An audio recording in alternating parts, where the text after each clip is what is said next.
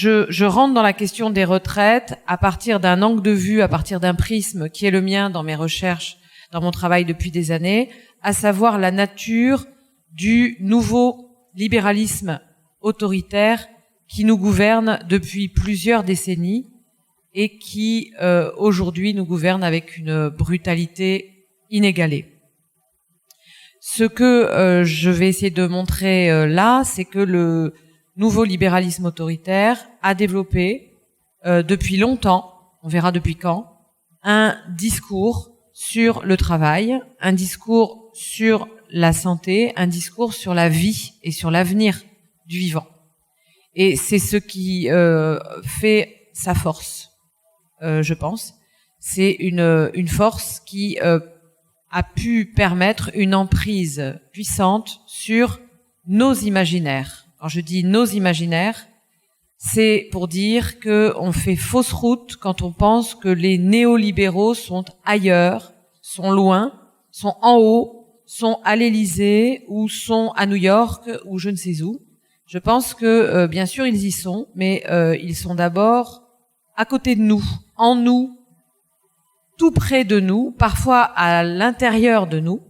Et c'est ce travail de détection de l'emprise imaginaire de ce nouveau libéralisme autoritaire que je mène depuis des années. Et je peux vous dire que je m'en suis donné à cœur joie pendant 2 ans avec cette crise sanitaire dans laquelle le nouveau libéralisme autoritaire s'est illustré de manière spectaculaire. Son mode de gouvernement s'est vu à l'œil nu. Son rapport à la démocratie est apparu partout, sur toutes les places publiques, ce qu'il en restait, puisque c'est allé si loin que de places publiques, il n'y en avait plus.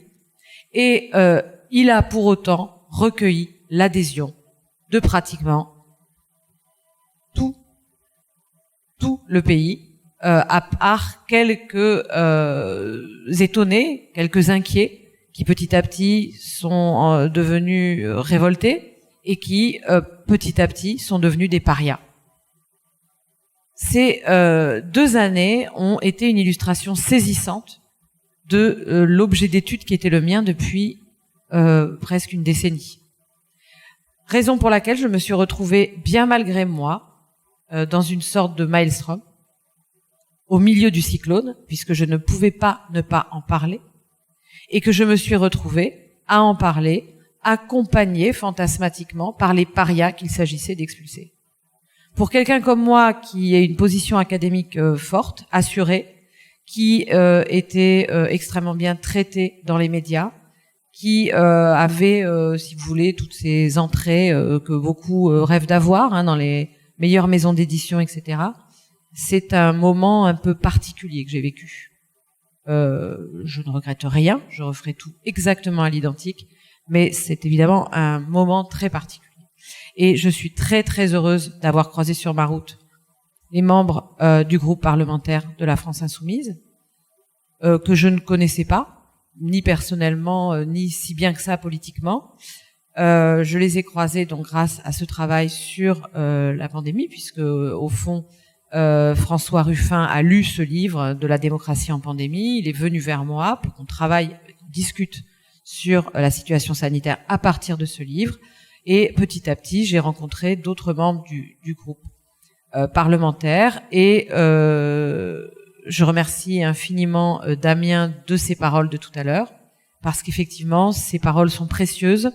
Quand on endure une telle chape de plomb, un tel... alors, pas de rejet massif, ni très très frontal, mais des systèmes de censure, des regards suspicieux, des paroles blessantes et à la limite de la diffamation. Il est certain que de se sentir soutenu par un groupe parlementaire aussi sérieux, aussi engagé, aussi visible dans l'espace public, pour moi, ça a été un soutien inestimable. Bon, vous vous êtes senti soutenu par moi, mais moi, je me suis senti extrêmement soutenu par vous. Et quand il a été question que j'entre au Parlement de l'Union populaire, c'était une demande de Mathilde Panot, qui m'a appelé personnellement pour me le demander, je n'ai même pas hésité. Dans un moment historique aussi grave,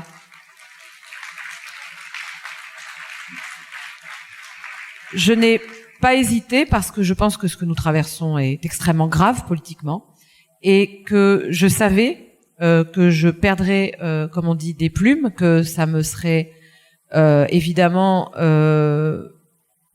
ça serait compliqué parce que vous le savez peut-être, vous ne le savez peut-être pas, mais quand on est académique, accoler son nom à un groupe politique qui par ailleurs est vilipendé dans beaucoup de médias comme extrémiste, en plus, on aggrave son cas. Évidemment, en fait, on dépense de manière, en quelque sorte, déraisonnable un capital symbolique qui est très fort. Aujourd'hui, se présenter dans les médias comme philosophe, comme écrivant des livres, comme professeur d'université, ça a un prestige symbolique énorme. À partir du moment où on accole son nom à des politiques, eh bien évidemment, on est mal vu. Et ça peut vous coûter très cher, ça peut coûter cher à vos étudiants, ça peut coûter cher à vos projets, et donc c'est pas rien.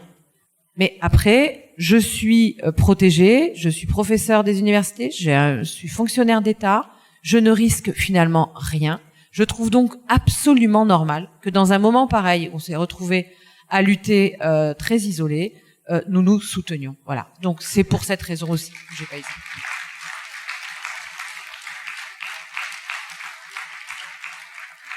Et accessoirement, c'est mon deuxième discours de meeting, et mon premier discours de meeting, c'était hier. Donc vous voyez, je débute. Je débute. Alors, je voudrais commencer par vous dire comment je qualifierais le nouveau libéralisme autoritaire. En quoi est-il nouveau? Il est nouveau par opposition au libéralisme classique, à l'ancien libéralisme, que vous connaissez tous plus ou moins. En gros, que nous dit cet ancien libéralisme? Qu'il faut laisser faire les rapports de force entre classes, entre salariés et employeurs, par exemple, entre ouvriers et patrons, par exemple, et qu'il faut plus généralement laisser faire les processus sociaux. Faisons confiance, laissons faire. Alors évidemment, moi j'ai depuis toujours combattu ce libéralisme classique qui, dans son immense naïveté feinte ou sincère, nous raconte que si on laisse faire, eh bien la main invisible fera pour le mieux.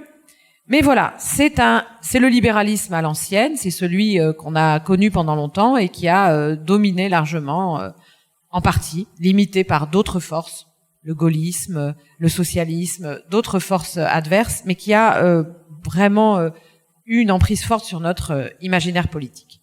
Le nouveau libéralisme autoritaire, lui, il rompt avec cela parce que il a un discours absolument englobant sur toute chose. Il a un discours de vérité sur tous les sujets et il veut tout maîtriser et réguler. Et il va utiliser pour cela ce qu'il reste de l'État, ce qui reste de ses services publics, pour véritablement reconfigurer intégralement la société sur un mode autoritaire, coercitif. Ce nouveau libéralisme, il est pas si nouveau que ça, je le disais hier, puisqu'il naît entre les deux guerres, 14-18 et 39-45. Pourquoi entre les deux guerres? Parce que il est un fruit de la crise de ce que les Américains appellent à l'époque le big business, un capitalisme effréné, celui précisément qu'étudie Thomas Piketty dans son livre Le Capital au XXIe siècle, c'est-à-dire celui de la fin du XIXe siècle, début du XXe siècle, qui est un capitalisme complètement débridé, qui va déclencher toute une série de crises, déjà environnementales, sociales, etc. Et ce qui fait que notre époque ressemble beaucoup à cette époque-là. Et ensuite, ça finira dans le désastre de la crise de 29. Donc les nouveaux libéraux, les libéraux des années 30 vont réaliser que le libéralisme, si on veut le sauver, il faut le réformer. Et ils vont décider que pour que le libéralisme soit encore possible, il faut le reconfigurer et il faut que le libéralisme comprenne que les phénomènes du marché ne sont pas naturels, il faut les instituer. Il faut les instituer par la loi, par le droit, par un État fort, puissant, par une politique d'éducation, par une politique de santé, par une transformation active de l'espèce humaine. Pourquoi ? Parce que l'espèce humaine, pour eux, elle n'est pas adaptée au sens de l'histoire, elle est inadaptée, elle est inapte, elle raisonne mal, elle a une histoire évolutive qui la plombe, elle est archaïque et il faut l'adapter au sens de l'histoire qui est quoi ? qui est la mondialisation, le travail, la division mondialisée du travail, la compétition de toutes les parties du monde, les unes par rapport aux autres, dans tous les temps de la vie, de la naissance, et même avant, jusqu'à la tombe. Donc cette vision tout à fait englobante, qui partage beaucoup de traits avec le monde des soviets, ça a été beaucoup noté, une extrême bureaucratisation, un rapport à la vérité ou à la pravda qui est quand même extrêmement particulier, puisque la vérité est instituée par les soviets, elle est également instituée par ces nouveaux libéraux autoritaires. Eh bien, ces gens-là, au départ, seront des théoriciens qui n'ont pas de pouvoir, à part un pouvoir culturel, et petit à petit, ils vont gagner des positions dans la société, politiquement, et comme vous le savez, ils vont commencer à triompher dans la construction européenne, donc au cours des années 60, 70, et ils vont commencer à s'installer non seulement dans les droites de notre ère culturelle, avec l'arrivée de ces néolibéraux typiques que sont Valéry Giscard d'Estaing, Raymond Barre, grand lecteur de Hayek, mais aussi dans les prétendues gauches de gouvernement, où ils vont, comme des coucous, s'installer et faire leur nid. Et progressivement, tous les mouvements politiques, les partis politiques qui auront droit de citer, qui seront considérés comme acceptables et raisonnables, vont devenir néolibéraux. Et ce travail, il faut absolument le faire, parce que c'est une manière de faire le ménage sur aussi l'histoire des gauches européennes et américaines. Donc ce nouveau libéralisme autoritaire a un discours de vérité, un discours à prétention de vérité, tout à fait englobant, qui dit en gros, c'était le titre de mon livre de 2019, il faut s'adapter. Il faut s'adapter au sens de l'histoire, et le sens de l'histoire, c'est la mondialisation, je le disais, la division mondialisée du travail, avec une compétition dans tous les temps de la vie et dans toutes les parties de l'espace.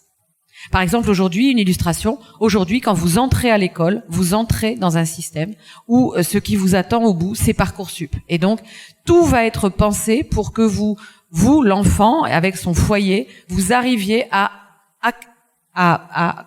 vous outiller, à devenir agile dans un milieu absolument compétitif, qui est compétitif en permanence. Et tout est fondé sur cette vision-là. Donc, il n'y a plus un seul temps de la vie qui soit préservé, qui soit soustrait. On pensait avant que l'éducation, c'était un lieu où on pouvait être protégé de ce type de rapports sociaux. Aujourd'hui, c'est le lieu où ces rapports sociaux sont exacerbés. On pouvait penser la même chose de la maladie, de tout ce qui concerne la santé. C'est l'inverse. Aujourd'hui, ça devient le lieu de la compétition, de la compétitivité, de l'innovation. Même chose enfin pour la retraite, qui est tendanciellement amené à disparaître, puisque l'idée de se retirer de la compétition et de ce temps indéfini de la compétition devient finalement une idée archaïque qu'il faudrait dépasser pour que nous soyons compétitifs.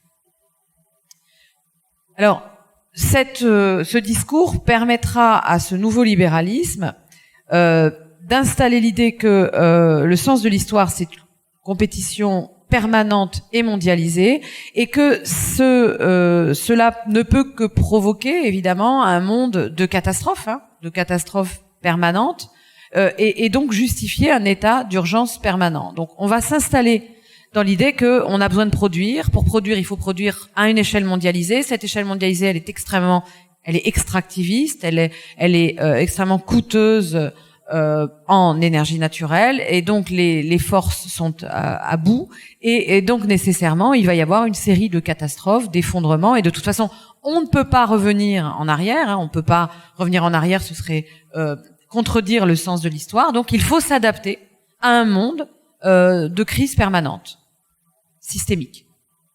Donc voilà aujourd'hui le récit global.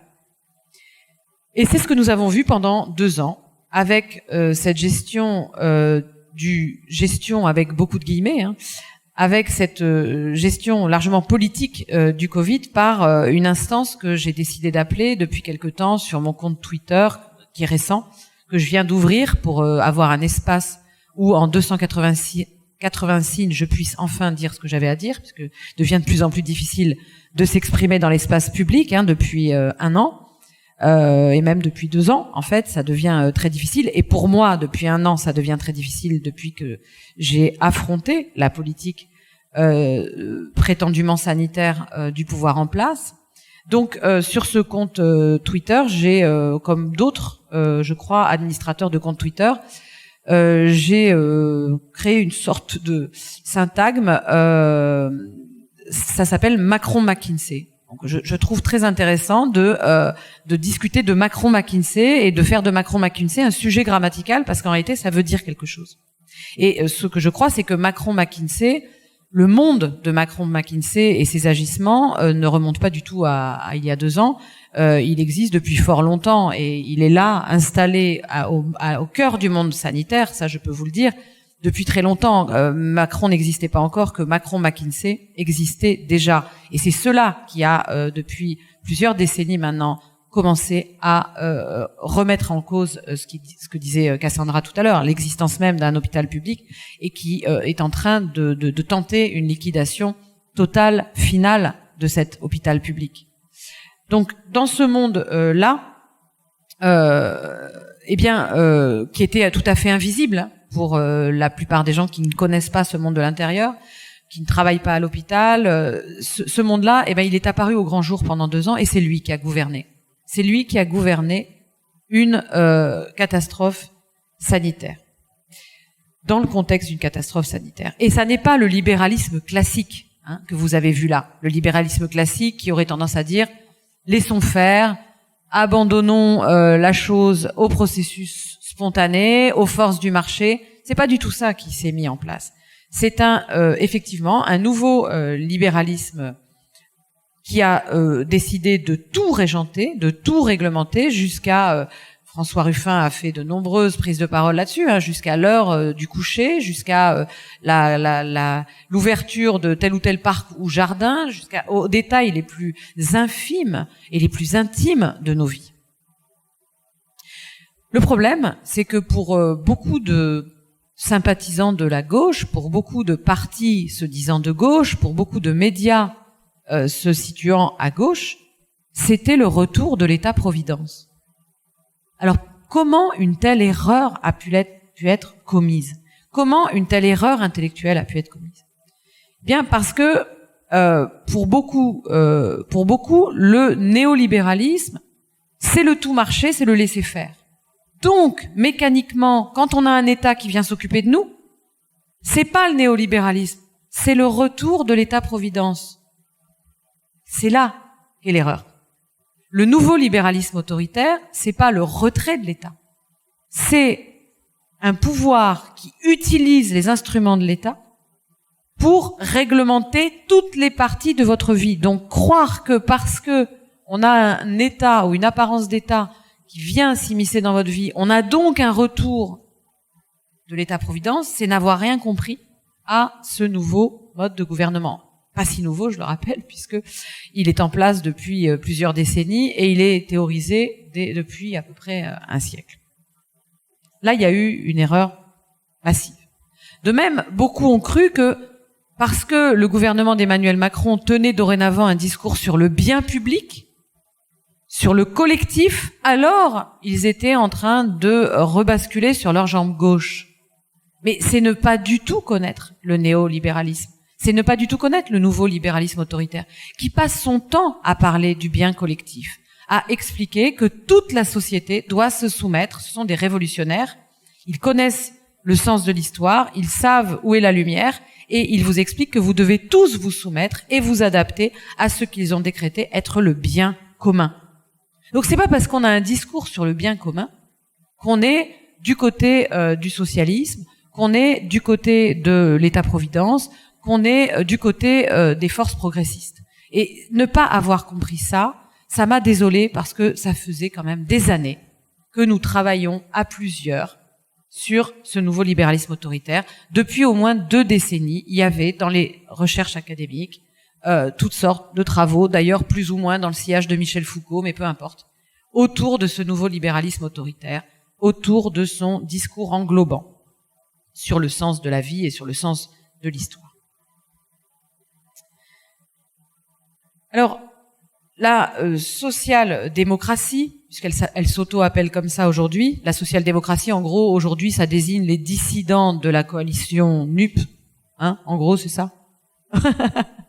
Donc là, en ce moment, hein, les gens qui se disent, les gens du PS qui vous disent qu'ils sont des sociodémocrates, en général, ça veut dire qu'ils ne veulent pas entrer dans la coalition que je viens soutenir ici.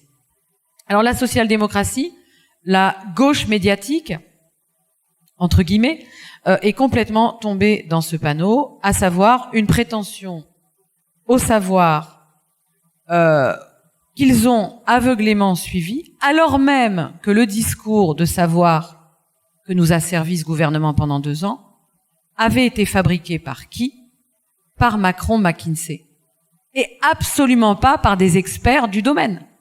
Les experts du domaine, pourtant nous l'avions expliqué, les experts du domaine, les gens qui avaient une compétence en santé publique, les gens qui avaient une expérience en santé publique, soit dans le champ académique de la santé publique, soit dans des pratiques de santé publique, à l'hôpital, dans les régions, dans les territoires.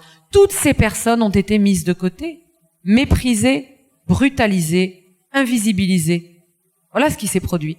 Qui a pris les décisions sur les décisions soi-disant sanitaires sur le Covid? Un ensemble de constellations de cabinets privés n'ayant strictement aucune compétence dans le domaine de la santé.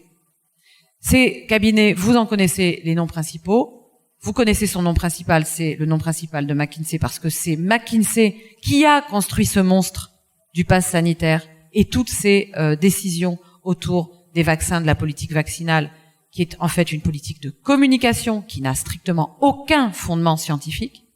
Aujourd'hui, Jean-François Delfraissy le reconnaît publiquement dans une réunion à Sciences Po Lille. La vidéo circule sur les réseaux sociaux. Il est dans une réunion à Sciences Po Lille. C'était il y a quelques semaines. C'est une réunion comme ici. Hein, il n'y a pas toutes les télévisions du territoire. Il y en a une apparemment, mais on est entre nous. Et il explique aux étudiants de Sciences Po Lille que, bien sûr, il y a un bénéfice-risque clairement favorable d'après lui pour des gens comme lui, de son âge, mais il n'a aucune certitude qu'il y ait un bénéfice-risque favorable pour les jeunes. Et encore moins pour les enfants. Et d'ailleurs, ajoute-t-il, les Français ont tranché, ils refusent de faire vacciner leurs enfants. Le président du conseil scientifique d'Emmanuel Macron, qui vous dit tranquillement que ce produit qu'on a rendu en réalité obligatoire par le pass sanitaire, en fait, pour beaucoup, il n'était pas spécialement indiqué. Donc voilà à quoi on assiste. Donc les gens qui ont pris toutes ces décisions les ont prises uniquement pour des motifs de communication, d'une part, et d'autre part parce qu'ils avaient un agenda politique qui est extrêmement clair, c'est la transformation des grandes organisations. C'est ce qui est écrit sur le site de McKinsey. Qu'est-ce que c'est la transformation des grandes organisations? C'est la transformation des grandes entreprises pour les adapter toujours plus à la mondialisation, et c'est la transformation des pays pour les adapter aux exigences de la mondialisation. Bref, c'est la liquidation organisée de la République et de l'État social. Voilà ce que c'est le programme de McKinsey. C'est ça le programme.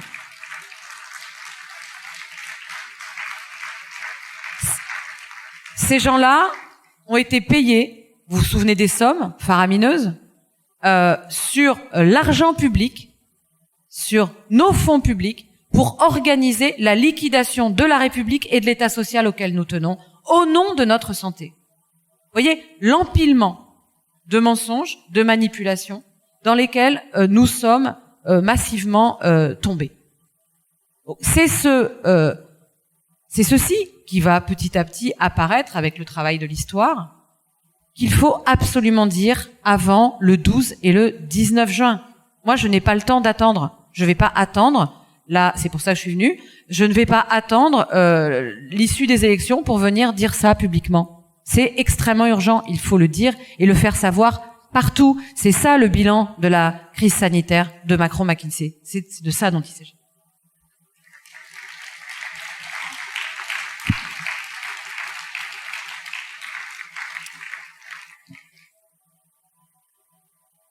Alors, cette prétention au savoir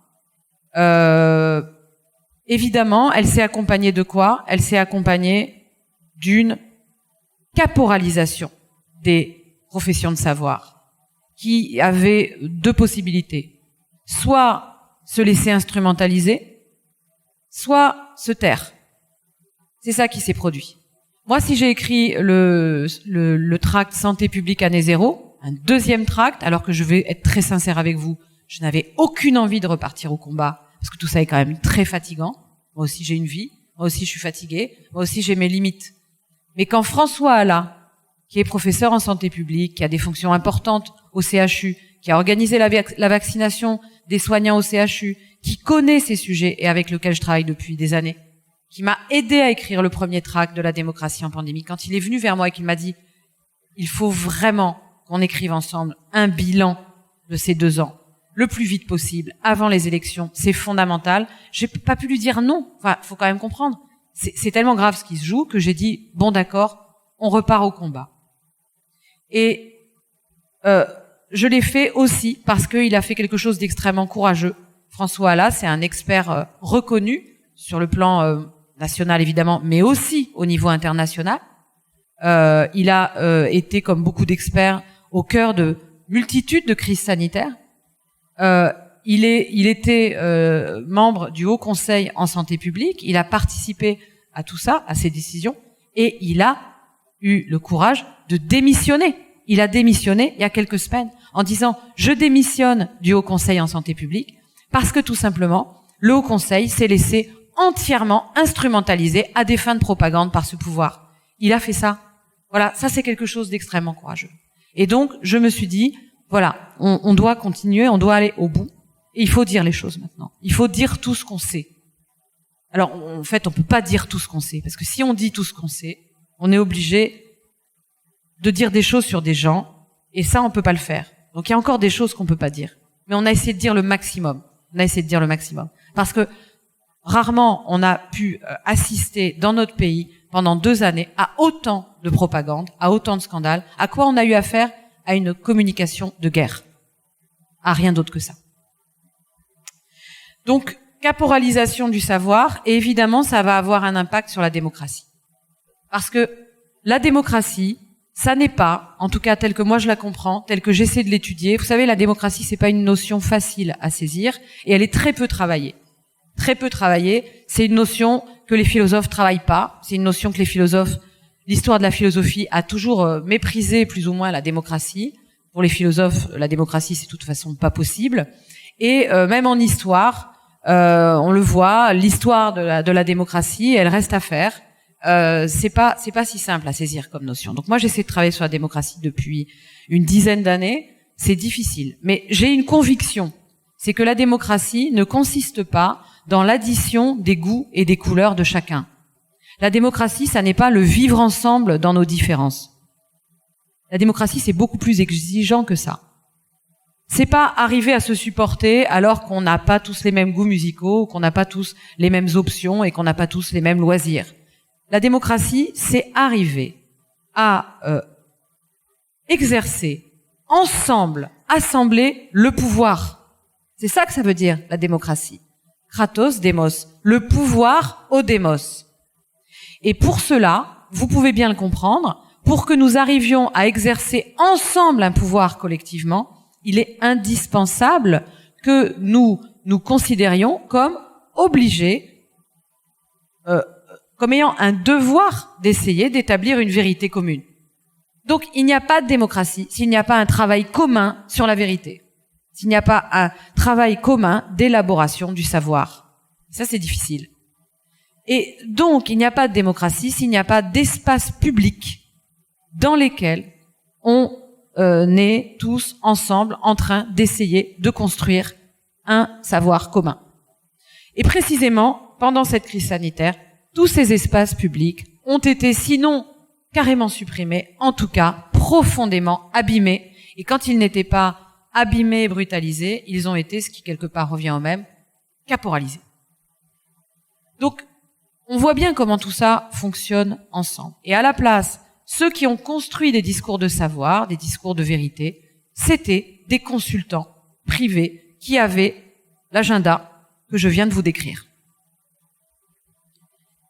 Alors, j'en viens maintenant à la question des retraites. Après ce long préliminaire sur mon entrée dans ces questions, je trouve ahurissant, mais on a commencé à avoir l'habitude, que après cette séquence de 2 ans centrée sur notre vulnérabilité, sur notre hôpital abîmé, sur notre état de santé dégradé, sur notre population vieillissante, sur pour reprendre la rhétorique de Macron-McKinsey, sur nos aînés qu'il faut ménager, protéger, soigner, je trouve ahurissant que Macron 2 ose nous parler d'un recul de l'âge légal de la retraite.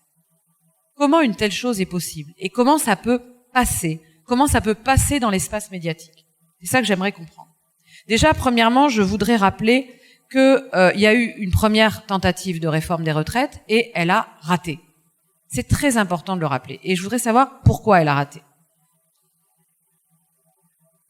Première réforme des retraites, discours là aussi sur la santé, sur l'universalité et sur la justice. Vous vous rappelez de cette retraite à points?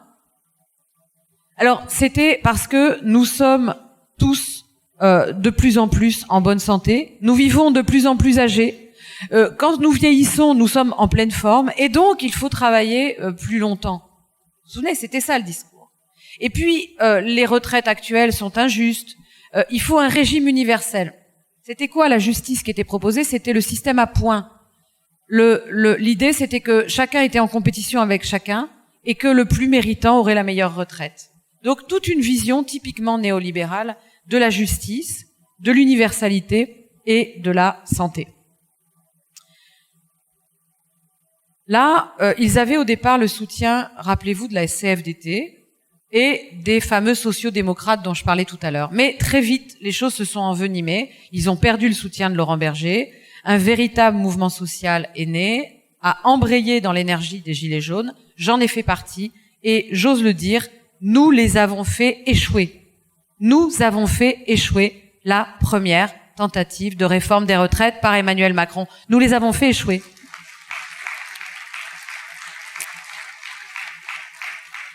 Nous, c'est-à-dire cette mobilisation sociale qui était parallèle avec la mobilisation sociale des soignants, rappelez-vous, qui se faisaient gazer dans la rue, mobilisation sociale des universités, du monde de l'éducation et mobilisation sociale qui a été soutenue par le groupe parlementaire de la France Insoumise et de ses alliés communistes à l'époque par cette formidable bataille des amendements. Et je les remercie.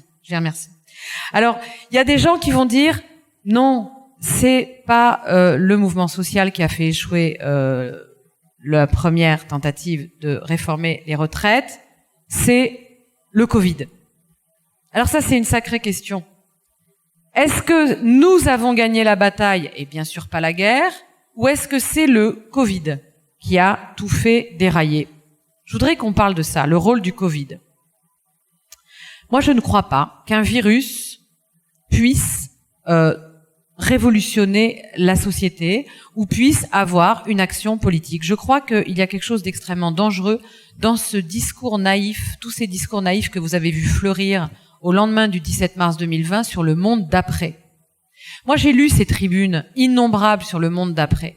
Qu'est-ce qu'elles nous disaient? La plupart du temps, peut-être pas toujours, j'ai pas pu tout lire, mais ça venait de gens qui n'étaient jamais dans la rue, qui ne rentraient jamais dans la conflictualité sociale et politique, qui ne faisaient que commenter sur le mode de la déploration, les échecs de la gauche, les échecs de l'écologie, et qui pensaient là que soudain, par la magie d'un virus, allait nous arriver comme sur un plateau le monde d'après. Un monde écologique, un monde juste, un monde dans lequel on prend soin des plus vulnérables. Mais quelle naïveté! Et surtout, quel déni de la politique et du conflit social.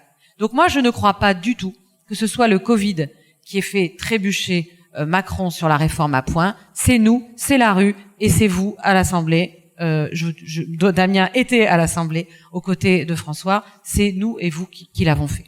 Alors maintenant, ça veut pas dire que c'est réglé. Ça veut pas dire que c'est acquis. La bataille a été gagnée, pas la guerre, puisqu'il y a une nouvelle déclaration de guerre qui nous est faite avec Macron 2, le retour, la retraite, recul de l'âge légal à 65 ans.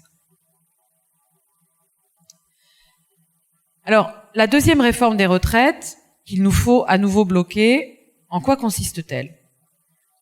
Elle consiste en quelque chose d'extrêmement simple, c'est-à-dire non pas ce néolibéralisme très sophistiqué de la réforme des retraites, le système à points, où là vous aviez tout un discours sur la justice, un discours sur l'égalité, un discours sur la santé, etc. Tout ça c'est terminé, c'est fini, c'est trop compliqué, ça passera pas. C'est un néolibéralisme beaucoup plus brutal, qui consiste à dire vous allez travailler plus pour nous rapporter de l'argent. Mais sur quel fondement peuvent-ils dire une chose pareille? Alors, le problème qu'ils ont, c'est que, en fait, le fondement de l'avant-Covid ne peut plus marcher. C'est-à-dire l'idée que nous sommes en pleine forme, nous sommes en pleine santé, les Français vont de mieux en mieux, leur hôpital est rutilant, tout va bien, vous allez tous pouvoir travailler beaucoup plus longtemps, vous voyez bien que ça n'est plus possible. Ça ne peut plus passer. Donc, sur quel fondement vont-ils s'appuyer? On verra tout à l'heure, je ménage un peu le suspense.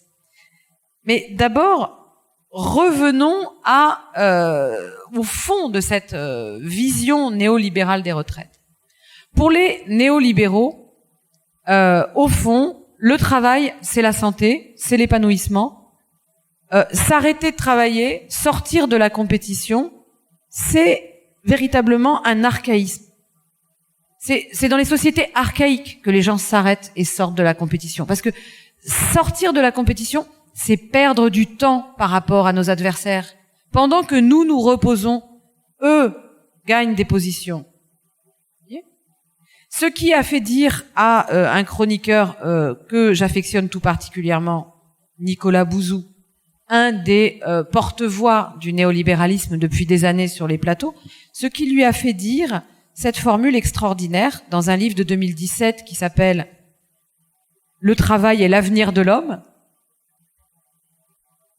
C'est, vous voyez quand même le sens du titre. L'avenir de l'homme, ce n'est pas la retraite, c'est le travail. Alors, on va lire maintenant la citation. « Rêvons d'un monde où les travailleurs, salariés ou non, ne veulent pas prendre leur retraite.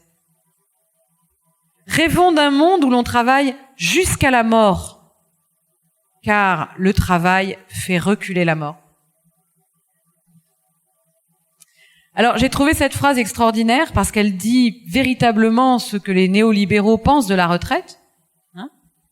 Un temps mort, une perte de temps, une perte de compétitivité, quelque chose d'archaïque, dans un monde où le travail serait pénible, dans un monde où il y aurait des problèmes de santé dans notre pays, dans un monde où il y aurait des problèmes de fatigue, dans un monde où le burn-out existerait. Donc je lui ai répondu, à lui et aux autres, dans ce petit livre, dans le chapitre que j'ai intitulé « Retraite » au pluriel, parce que je pense que c'est une notion très belle et très polysémique, la notion de retraite, dans ce petit livre qui s'appelle « Du cap aux grèves » et qui est un livre où je raconte tout ce qui nous est arrivé à Bordeaux dans la suite des Gilets jaunes et dans toute cette mobilisation contre la réforme des retraites, contre la réforme de l'université, pour la défense de l'hôpital, etc. Ça s'appelle « Du cap aux grèves » et c'est là où j'ai récapitulé tous les textes que j'avais écrits sur les retraites. Et j'étais arrivée à cette conclusion, j'ai fait des articles dans divers journaux sur cet énoncé. Pour le néolibéralisme, la retraite est un archaïsme.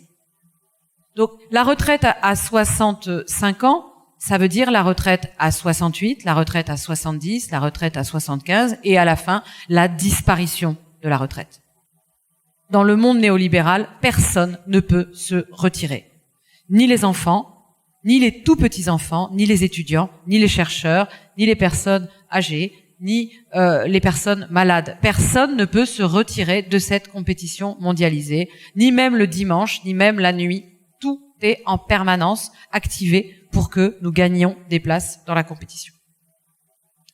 Alors, ce qui est passionnant dans le moment politique que nous vivons, c'est que la crise écologique et sanitaire vient évidemment percuter ce discours. Mais si je reste là, je contredis ce que je vous ai dit tout à l'heure. C'est-à-dire que je crois qu'il suffit qu'il y ait un dérèglement climatique et un horrible virus pour que tout s'arrange politiquement. Non, c'est la rencontre entre ces phénomènes en partie naturels et en partie sociaux et notre mobilisation politique et sociale qui fera qu'il y a un changement.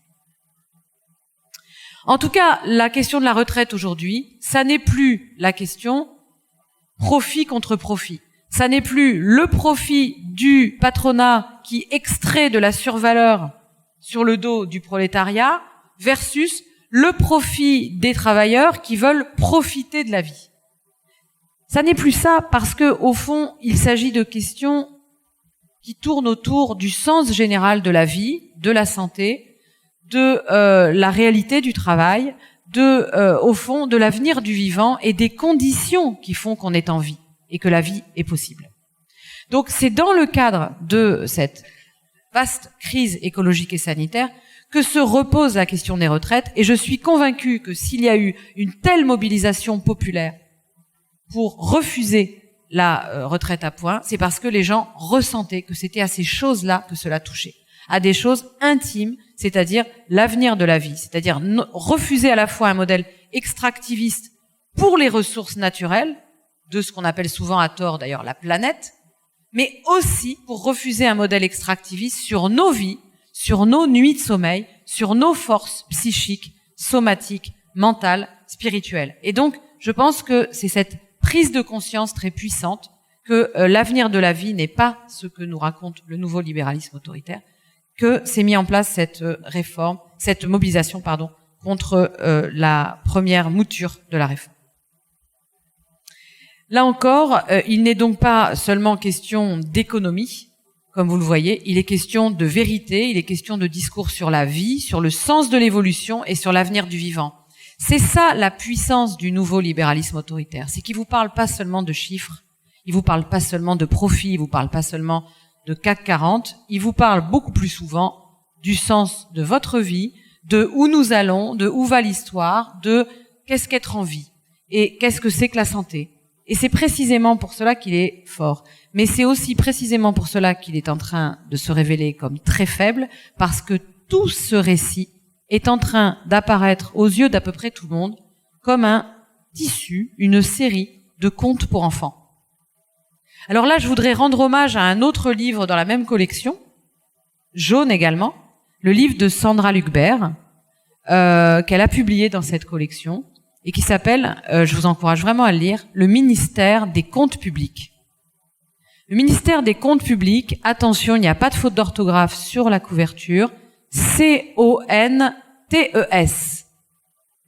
Et elle explique comment des personnages qui ressemblent beaucoup à des personnages de contes, puisque d'ailleurs elle se réfère à Lewis Carroll, à Alice au Pays des Merveilles, des personnages en fait nous racontent des contes pour enfants depuis Bercy, depuis le plateau de Caroline Roux, C'est dans l'air, toute une série de contes pour enfants nous sont racontés depuis des années. Et ça, c'est l'emprise du nouveau libéralisme autoritaire sur nos imaginaires qu'il s'agit de désactiver. C'est de ça dont elle parle. C'est de cela aussi dont je parle depuis longtemps en employant cette expression qui revient souvent chez moi, de contes pour enfants.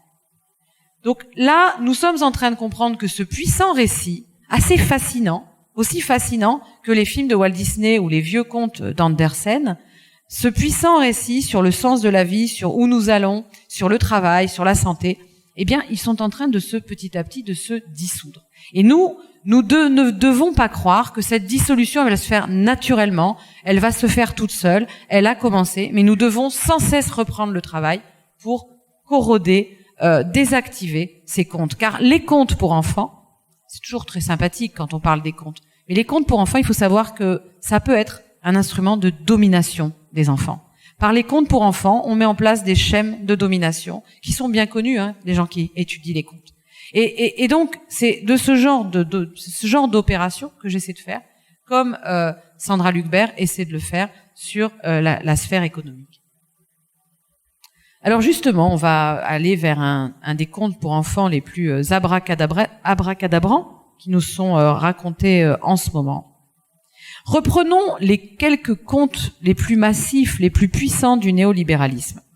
Alors, il faut travailler toujours plus et toujours plus tard parce qu'il y a 3 arguments. Argument sanitaire, argument de justice, argument évolutionniste. Premier argument. Nous vivons de plus en plus longtemps, toujours en meilleure santé. Le travail est épanouissant pour notre santé. Il fait reculer la mort. Nicolas Bouzou, etc. Bon, tout ça est faux, archi faux. Maintenant, tout le monde le voit. Le roi est nu. Cet argument, vous m'accorderez qu'il a pris quand même quelques plombs dans l'aile. Deuxième argument, argument de justice. Nous avons profité de la retraite, mais nous devons faire des efforts pour préserver le système de retraite pour les plus jeunes. Et donc, serrons-nous un peu la ceinture, travaillons un peu plus longtemps pour que nos enfants, eux aussi, aient une retraite. Vous connaissez cet argument par cœur. C'est un argument parfaitement faux et injuste.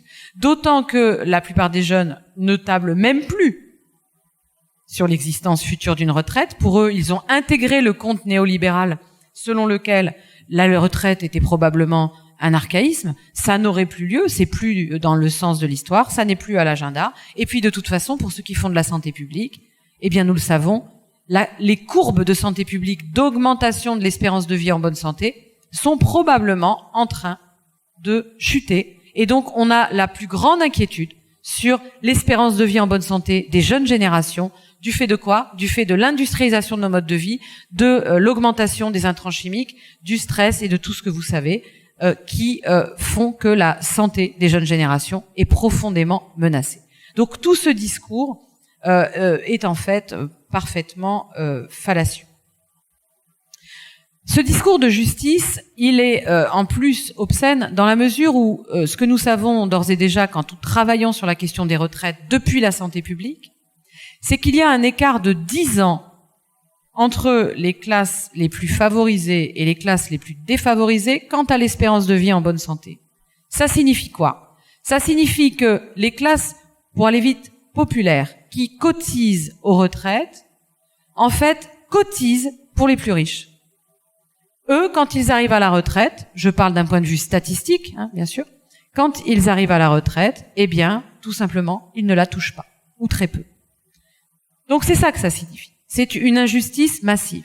Faire reculer l'âge de la retraite, c'est accroître encore plus cette injustice. C'est statistiquement priver des millions d'individus qui ont une vie difficile, qui sont exposés 10 ans plus tôt à la maladie et à la mort, à tout simplement avoir cotisé pour rien. Pour les autres, pour les plus privilégiés. Donc tout ça est véritablement en train d'apparaître petit à petit. Quand je luttais sur certains plateaux télévision ou radio il y a donc 3 ans, en m'inscrivant en faux contre le tableau sanitaire qui était dressé par Nicolas Bouzou et ses amis, mais on me regardait de haut. Aujourd'hui, ces gens-là n'osent plus sortir cet argument. Comment pouvez-vous oser dire avancer des choses pareilles, alors même que l'hôpital est en train de s'effondrer, alors même qu'on nous a bouclé chez nous pendant 2 ans parce que nous avions une population vieillissante et vulnérable, affectée de polypathologies chroniques. On peut plus servir ce discours. Alors le troisième argument, c'est l'argument évolutionniste. Nous sommes, je vous l'ai dit, en compétition avec le monde entier. Nous venons de la matière inorganique. Petit à petit, la vie est apparue, puis la vie s'est complexifiée, puis est arrivée l'espèce humaine, et puis est arrivée l'espèce humaine enfermée dans des communautés fermées, et puis ensuite l'ouverture vers le monde, et puis finalement la compétition mondialisée et tous ses succès. Évidemment, ce discours évolutionniste est en train de s'effondrer parce qu'il conduit à quoi? Au dérèglement climatique, au retour des grandes pandémies, à une série de catastrophes sociales et politiques. Cet argument évolutionniste donc ne fonctionne plus. Le conte pour enfants se dissout petit à petit. La réalité, c'est que si nous tenons et si nos sociétés tiennent encore, ça n'est pas par le travail compétitif, c'est par les systèmes d'entraide, de solidarité, c'est par tout ce tissu social, tout ce travail qui n'est pas un travail marchand, qui n'est pas un travail marchandisable, et c'est cela que nous voyons à l'œil nu depuis 2 ans. C'est cela que nous voyons.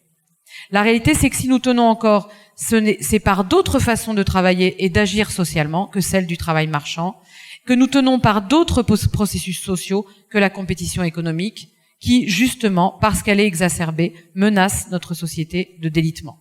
Donc ce qui est en train de s'imposer, c'est un autre discours sur le sens de la vie, sur le sens de la santé, sur le sens de l'évolution, sur toutes ces courbes et ces graphiques qui apparaissent petit à petit parfaitement fallacieux, aussi fallacieux que les contes pour enfants ou ou l'affaire du loup et de l'agneau avec sa voix de miel. Je retrouve ici des éléments du discours de Damien tout à l'heure, qui est aussi le discours de François Ruffin sur finalement des processus d'enchantement par un discours de conte, par un discours de narratif. Ce n'est pas pour rien si vous, François et toi, Sandra Lucbert, moi, on arrive finalement à cette question de l'imaginaire et à cette question de la puissance du narratif, parce que on n'a pas affaire au libéralisme classique, au vieux libéralisme, à l'ancien libéralisme un peu brutal de la main invisible. On a affaire à un nouveau libéralisme qui est véritablement capable de fabriquer des images puissantes, d'avoir une emprise en nous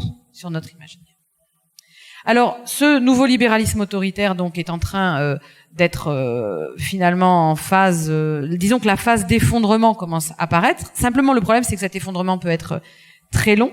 Et donc, on voit bien que ce n'est pas possible. C'est-à-dire qu'on ne peut pas dire Macron 1, retraite, nous sommes en pleine forme, il faut une retraite à point pour que tout le monde travaille plus longtemps.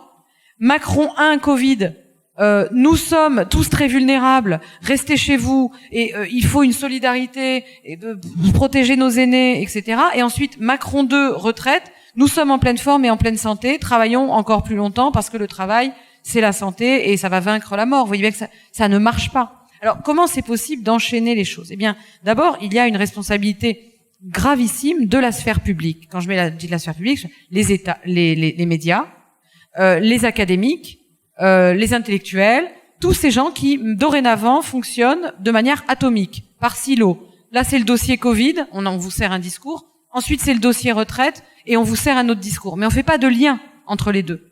Comment on a pu passer de retraite première mouture à Covid, puis à retraite deuxième mouture? C'est tout simplement impossible. Dans une société qui fait des liens, on dit à quelqu'un qui arrive sur les retraites, mais enfin, je comprends pas.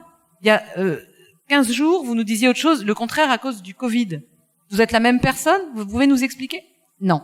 Là, ça ne se passe pas comme ça. Pourquoi? Parce que la sphère académique, médiatique, fonctionne en silo. Donc, nous avons le dossier retraite, puis nous avons le dossier Covid, et en fait, il n'y a aucune communication entre les deux. Or, moi, en tant qu'universitaire, ce que j'apprends à mes étudiants, c'est à faire des liens entre les différents éléments du savoir, puisque c'est uniquement si on fait des liens que le savoir se construit. Sinon, c'est juste un ensemble de données, de data, d'informations, c'est-à-dire de produits marchandisables. Mais ce n'est pas du savoir. Le savoir, c'est la construction de liens, c'est le travail de la contradiction, c'est de la mémoire, c'est revenir sur ce qu'on a dit avant, c'est demander, c'est le droit de suite du journaliste. Mais enfin, vous dites ça, mais pourtant, dans l'interview de la dernière fois, vous disiez l'inverse. Voilà, c'est comme ça que se construit du savoir.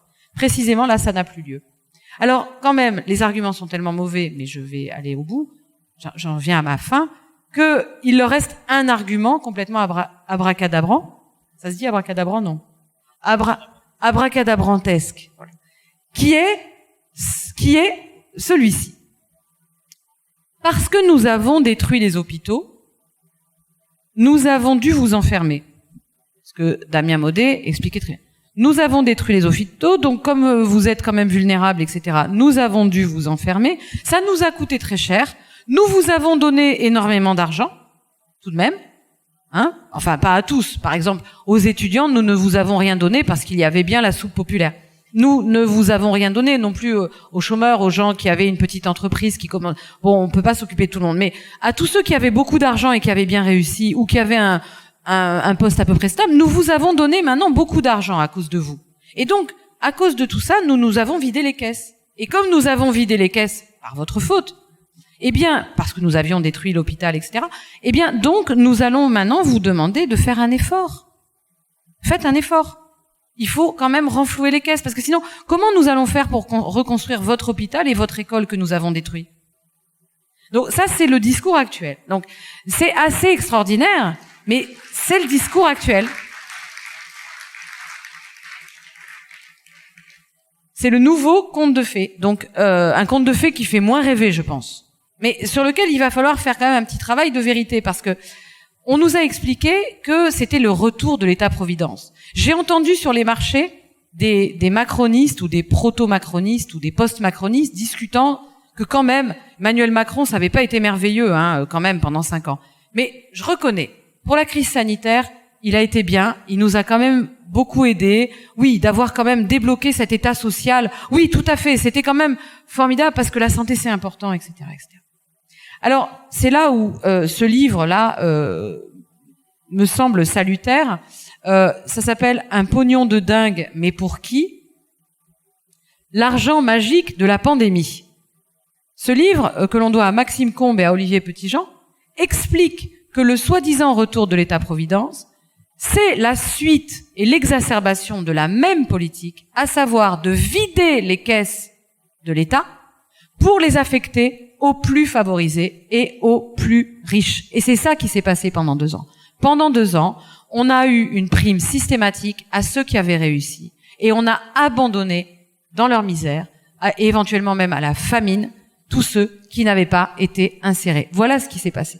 Et c'est comme ça que cet argent a été affecté aux grands groupes. Il s'est déversé par milliards. Donc on a ici la description, mais c'est ahurissant. Moi j'attends que ce livre soit couvert par les médias.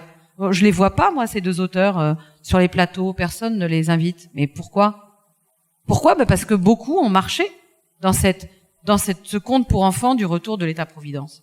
Donc en réalité, je le disais hier, c'est plus la double peine, la triple peine, la quintuple peine. Je n'ai pas de mots. Enfin, je veux dire, c'est une accumulation de fautes dont nous sommes à chaque fois systématiquement les victimes, et pour nous rajouter une nouvelle mesure de régression, une mesure archaïque. Parce que nous aussi, nous avons un discours sur le sens de l'histoire à proposer. Alors, c'est pas un sens de l'histoire automatique. Moi, je ne suis pas déterministe. Je ne crois pas qu'il y a un sens de l'histoire qui est inscrit quelque part dans un livre, mais c'est le sens de l'histoire que nous voulons. Voilà. Et donc, là, précisément, on est en train de procéder à toute une série de régressions, et on le fait en notre nom, pour notre santé, parce que il faudrait reconstruire l'école. Alors, écoutez le dernier discours du patron du MEDEF, Geoffroy Roux de Bézieux, sur la réforme Macron 2 des retraites. Il vous dit: alors, c'est vrai que c'est pas une réforme très, très urgente, dit-il, hein. Je reconnais. Et que nous, le patronat, on a un effort à faire. Sous-entendu, on vire les personnes en fin de carrière, on les embauche pas, hein. Donc déjà, il y aura de très gros problèmes puisqu'il y aura encore plus de chômeurs, des personnes, des travailleurs les plus âgés. Il le reconnaît, clairement. Mais il dit: vous comprenez bien qu'Emmanuel Macron a besoin d'un peu d'argent pour reconstruire l'hôpital et l'école. Il le dit explicitement. Donc vous avez un patron qui s'allie avec un président de la République pour expliquer aux travailleurs qu'il va falloir qu'ils travaillent plus pour, soi-disant, reconstruire un hôpital et une école publique qui n'ont évidemment aucune intention de reconstruire. Et c'est comme ça qu'on vous vend aujourd'hui cette 2e mouture de la réforme des retraites. Voilà où nous en sommes. Alors face à cette suite de mensonges et d'incohérences, donc, reste l'argument comptable, celui de Bruno Le Maire, repris par le patron du MEDEF, donc. Regardez l'interview, hein, c'est saisissant. Nous avons vidé les caisses pour votre santé, nous avons dû, etc., etc. Donc, Français, encore un effort. Je crois que tous ces comptes sont en train effectivement de s'effondrer. Ils passent de moins en moins bien. Et ce qui monte, c'est la conscience de la souffrance au travail. C'est la conscience du travail comme perte de sens. Et ce qui est en train de s'installer dans notre pays et dans beaucoup d'autres pays, dans notre ère culturelle, c'est la grande démission. C'est aussi la question de la retraite. Ce qui est en train de se produire, c'est la grande démission. Vous avez sûrement entendu parler de cette expression. La grande démission, c'est le fait que des travailleurs, jeunes ou moins jeunes, partent en masse, désertent le monde du travail et se retirent pour aller travailler ailleurs et autrement. Et c'est de ça dont il s'agit dans la destruction de l'école et dans la destruction de l'hôpital et du système sanitaire. Ils ont tellement abîmé nos services publics que nous partons. Alors moi, je suis pas encore partie, hein, j'en ai pas les moyens, ni même encore véritablement l'envie, mais je ne vous cache pas qu'il m'arrive souvent d'avoir envie de quitter mon institution, pour plein de raisons. Et je suis entourée de gens qui commencent à avoir le fantasme d'une forme de retraite, parce qu'il y a une telle maltraitance, et on nous pousse tellement à maltraiter les gens dont nous avons la charge, que tout simplement, ça n'est plus possible. Alors, ça traverse évidemment la sphère publique, mais ça traverse aussi le monde du privé, et depuis longtemps. Donc, avec tout cela, ce discours ne passe plus, ou passe de moins en moins bien. Ce que je dirais pour conclure, c'est que nous devons financer un système de retraite qui soit respectueux de nos limites, de notre santé et des processus sociaux de solidarité, d'entraide dont j'ai parlé, qui font tenir la société, que nous le pouvons. Tout a été chiffré de manière extrêmement sérieuse, y compris par un collègue bordelais que je salue, Éric Baird, qui a travaillé au chiffrage de ce programme. Tout a été, et je le salue pour sa fiche retraite, excellente d'ailleurs, que j'ai eue indirectement par des camarades. Tout est chiffré par le programme défendu ici, et tout a été confirmé par le Conseil d'orientation des retraites. Là, le retour à l'âge légal de la retraite à 60 ans est parfaitement possible. François Ruffin le rappelait hier, tout est à l'équilibre jusqu'en 2070. C'est parfaitement possible. Donc, non seulement nous le pouvons, mais nous le devons. C'est une nécessité. Et ce sont ceux qui vous disent l'inverse qui vous mentent. Le nouveau libéralisme autoritaire nous gouverne, en fait, et je conclurai par ça, par une série de discours de vérité qui sont autant de mensonges et de contes pour enfants. Par un ensemble de contes que l'on raconte aux enfants pour les dominer, pour dominer leur imaginaire, et auxquels nous croyons de moins en moins. C'est là notre chance historique. Nous devons tous ici participer à un nouveau discours de vérité que nous construisions ensemble sur la réalité de notre travail, sur la réalité de notre santé, sur le sens que nous voulons donner à nos vies et à la fin de nos vies. Nous devons le construire ensemble si nous voulons les chasser. Et nous ne pouvons le faire que si nous retrouvons des espaces démocratiques, c'est-à-dire des espaces publics, des espaces communs où s'élabore ensemble un discours commun approchant la vérité. Et ça ne sera pas possible si nous restons tout simplement chez nous, dans nos forts intérieurs, derrière nos écrans ou enfermés dans nos tribus respectives. Ça ne sera possible que si on reconstruit cet espace public. Donc moi, je fais un appel à vous, mais aussi à tous ceux qui ont la chance de travailler dans l'espace public en tant qu'intellectuels, en tant qu'agents publics, en tant que personnes qui prennent la parole, en tant qu'acteurs des médias, en tant qu'acteurs des partis politiques, pour que ces espaces se recréent partout. Et c'est pour ça que je suis venue ce soir. Merci.